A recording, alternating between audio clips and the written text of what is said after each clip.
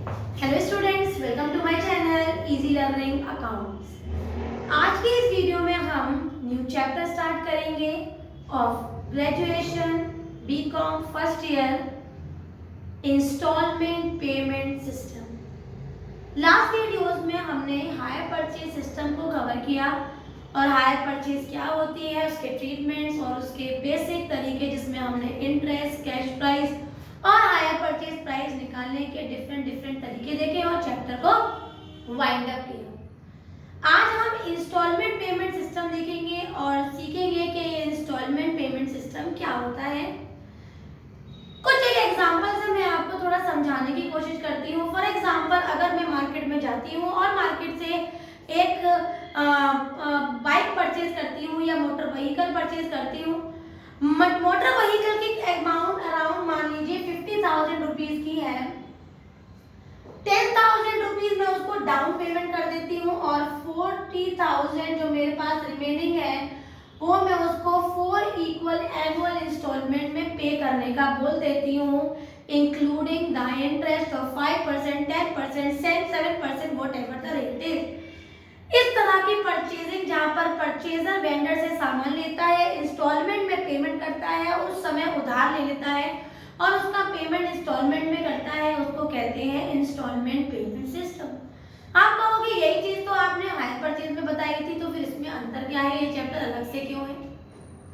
बच्चों, higher purchase system में क्या होता है कि जब भी हम कोई चीज क्रेडिट पे लेते हैं, कोई एसेट परचेज करते हैं, तो उस पर ओनरशिप राइट या फिर पोजीशन या उसका मालिकाना हक हमें तभी मिलता है जब उसके सारे इंस्टॉलमेंट्स पे कर देते हैं।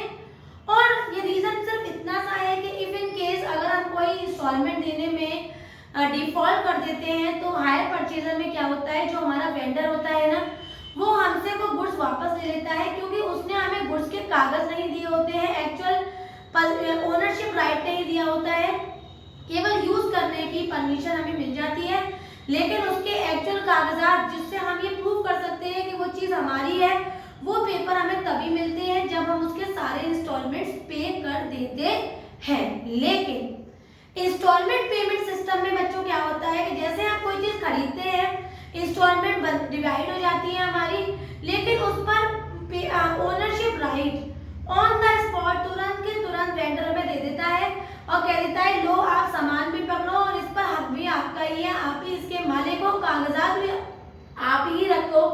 तो this is known as installment payment system. अब दिमाग में सबसे बड़ी बात इस टाइम आप लोगों की ये आई होगी कि अगर वहां पर डिफॉल्ट हो जाए तो फिर तो वो कागज भी चले गए, चीज भी चली गई, तो फिर हम कुछ नहीं कर सकते ना।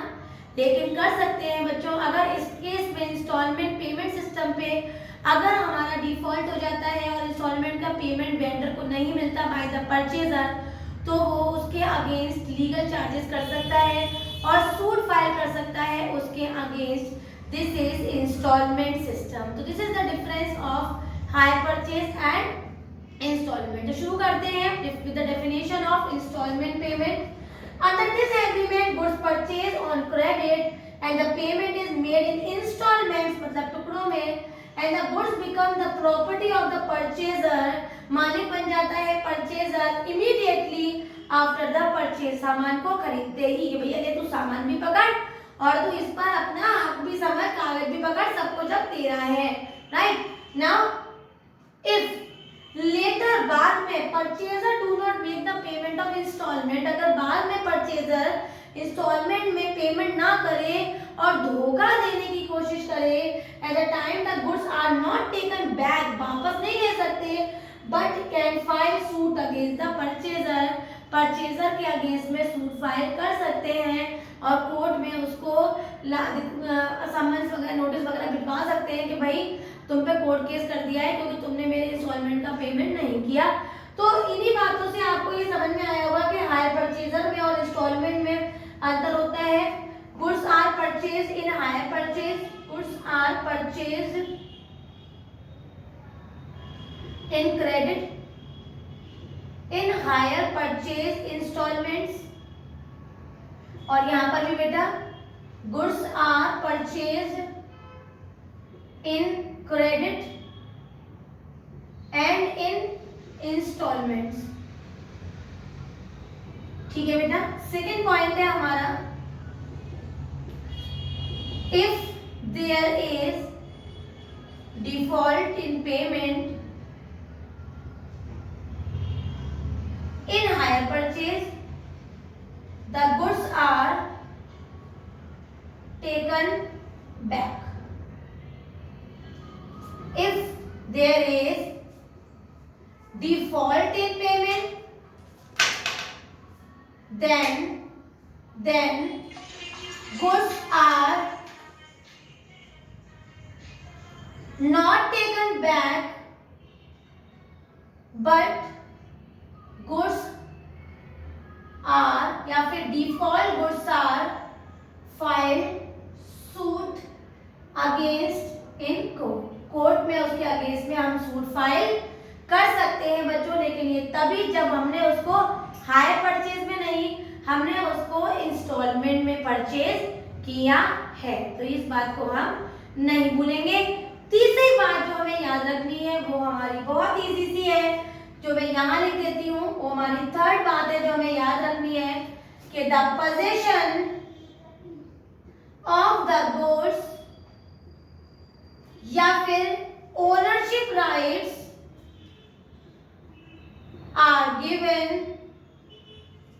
Only after all installment payments. मैंने रफ लिख दिया है लेकिन आपको समझ में आ गया होगा कि अनलेस एंड अनटिल सारे इंस्टॉलमेंट का पेमेंट नहीं क्लियर होगा तब तक हायर परचेजर या हायर वेंडर हायर परचेजर को गुड्स किसी भी हालात में उसका एक्चुअल कागज, उसकी ओनरशिप राइट उसको नहीं देगा, लेकिन इंस्टॉलमेंट में इट इज गिवन।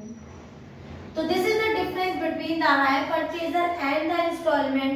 अब देख लेते हैं कि वो क्या क्या ट्रीटमेंट्स होते हैं जो हम इंस्टॉलमेंट सिस्टम पे करते हैं in the books of vendor as well as in the books of purchaser. Now this is the journal entries.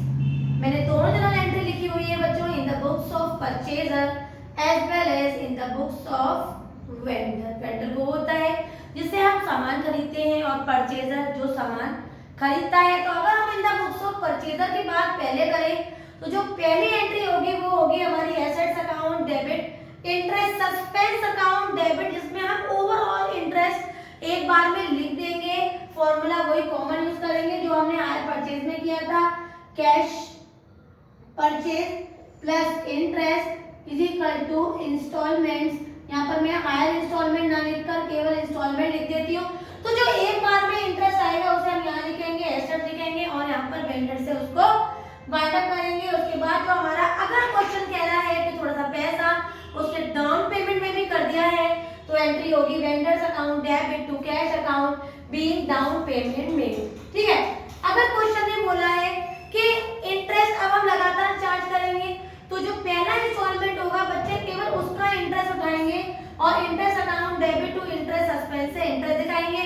पहले इंस्टॉलमेंट का पेमेंट करेंगे vendor's account debit to bank account. अगर क्वेश्चन में डेप्रिसिएशन है तो depreciation account debit to assets, क्योंकि purchaser ही depreciation को देता है, वेंडर कभी नहीं देता, क्योंकि उसने तो बुक एसेट्स यूज करने के लिए परचेजर को ऑलरेडी दे दी है। तो डेप्रिसिएशन का कॉन्सेप्ट हमेशा परचेजर के साथ होता है।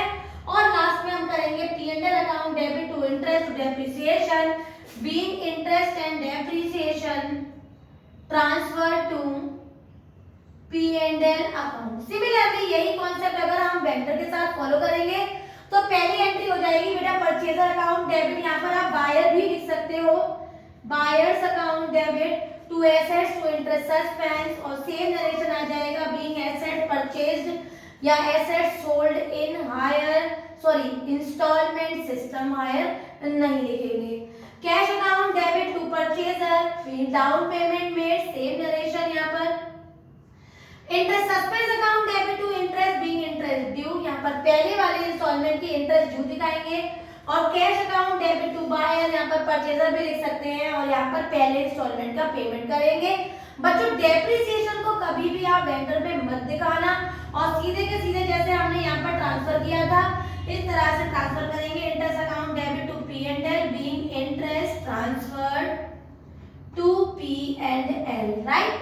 This is how we make the journal entries in the book of purchaser as well as in the book of vendor.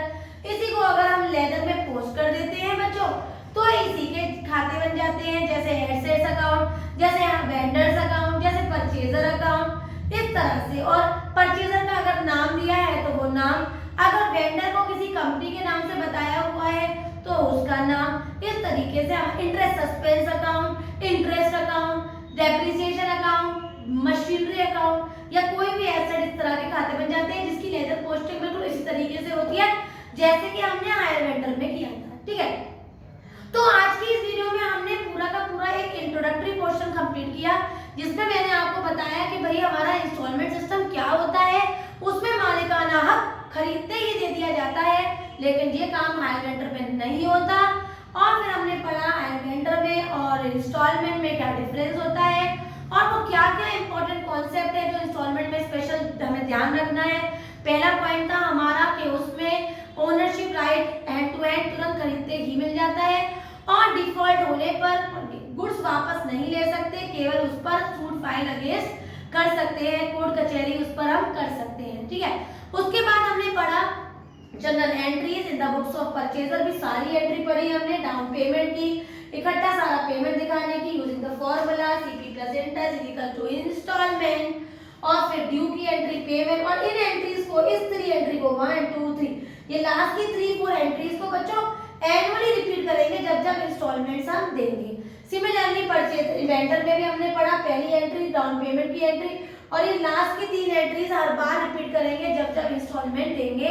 Next video में मैं आपको इसके न्यूमेरिकल शुरू कराऊंगी और आपको बताऊंगी कि जब इंटरेस्ट इंक्लूडेड है तो इंटरेस्ट अगर वैल्यू में इंक्लूडेड है तो कैसे वैल्यू निकालते हैं, नहीं इंक्लूडेड है तो कैसे करते हैं, कैश प्राइस को बैक कैलकुलेशन बैलेंस से कैसे कैलकुलेट करते हैं, एनडी से कैसे करते हैं।